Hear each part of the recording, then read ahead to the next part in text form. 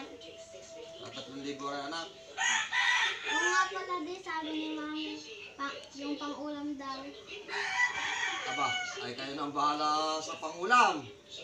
Ako Bakit pupunta tayo muna na sa akin, nagbahala sa pang-ulam?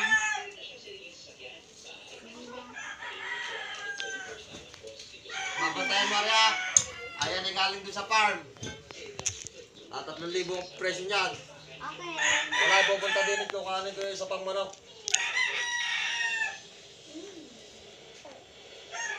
Mami, ako nang bahala sa pang-ulam.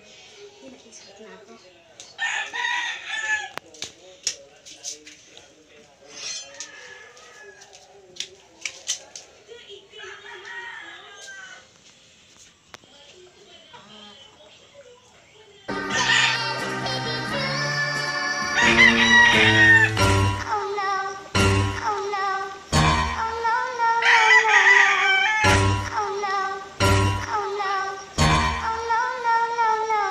Uy, ano yan?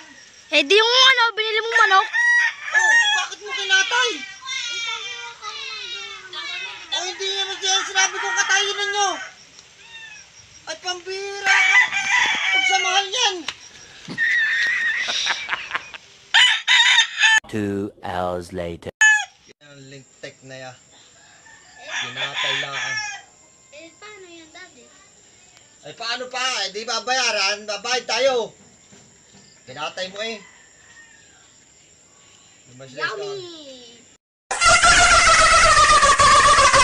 Lumayas-layas ka nga dito. Baka yung pagkasbara ko. Shout out nga pala sa may-ari ng manok na ito, ang Francisco Blanco Farm. Ay, walang magagawa. Ay, kinatay niya ni Simon.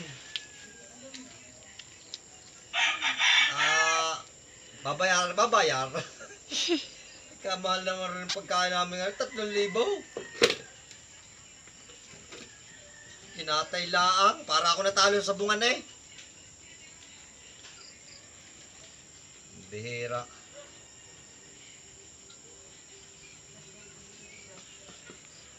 Pang 3 kabang bigas na to. Ay, 3 buwang kain eh, kinatay ng batang yan. 3 buwan namin kain.